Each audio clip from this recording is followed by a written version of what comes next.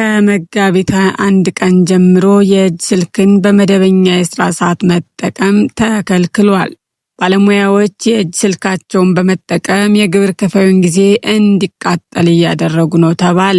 በአሁኑ ጊዜ የተለያዩ አስገዳጅ መመሪያዎች እየወጡ ይገኛሉ። መመሪያዎችን ጠቅለል አድርገን በዝርዝር ይዘን ቀርበናል። ፈጣን መረጃዎች እንዲደርሷችሁ ሰብስክራይብ ያድርጉ። የአዲስ አበባ ከተማ ገቢዎች ቢሮ ለሰራተኞቹ ከመጋቢት 21 2018 ዓ.ም ጀምሮ የእጅ ስልክን በመደበኛ የስራ ሰዓት መጠቀም ተከልክሏል ሲል ለቲክቫ ኢትዮጵያ ገልጿል።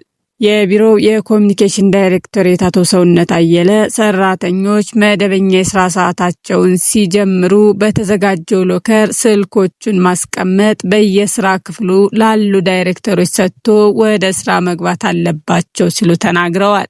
ለስራ ስልክ መጠቀም ያለባቸው ግን ተለይተው እንደሚጠቀሙም ገልጸዋል።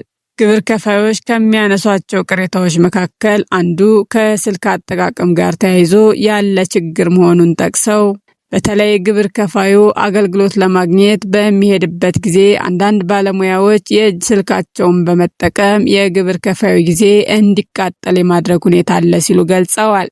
በዚህ ጉዳይ 7000 ከሚደርሱ ሰራተኞች ጋር የጋራ መግባባት ላይ የደረሱበት ነገር በተለይ በመደበኛ የስራ ሰዓት የእጅ ስልክን ከመጠቀም እንዲቆጠቡ መሆኑን በመግለጽ ዓላማውም የግብር ከፋዩን እርካታ ማረጋገጥ ነው ብለዋል።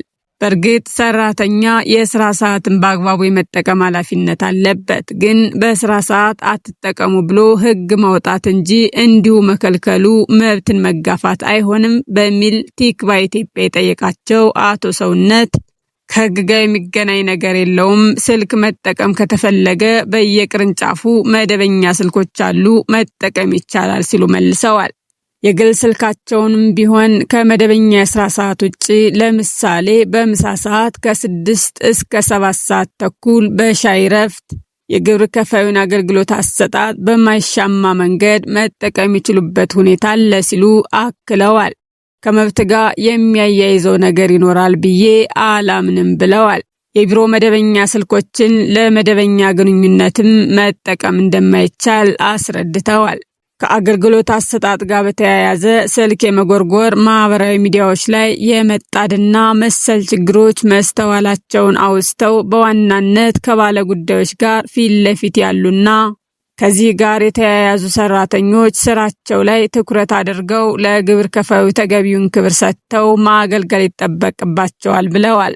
ለዚህ ውሳኔ ያደረሷቸው ችግሮችን ምንነት ስንጠይቃቸው ከባለሙያዎች ስነ ምግባር ከሰዓት አጠቃቀም ጋር ተያይዞ በግብር ከፋዮች የሚነሱ ችግሮች አሉ ብለው ችግሮችን ለመቅረፍ 24 የሚደርሱ አሰራሮች ተለይተው ወደ ተግባር ተሸጋግረዋል ሲሉ አስረድተዋል። ከምንሰጣቸው 23 ከሚደርሱ አገልግሎቶች አሁን ላይ 22 የሚደርሱት በቴክኖሎጂ እንዲገፉ ለማድረግ ጥረት እያደረግን ነው ያሉት አቶ ሰውነት በዚህም ግብር ከፋዩ በቤቱ ሆኖ አገልግሎት ማግኘት የሚችልበት ሁኔታ ለመፍጠር ጥረት እየተደረገ ነው ብለዋል።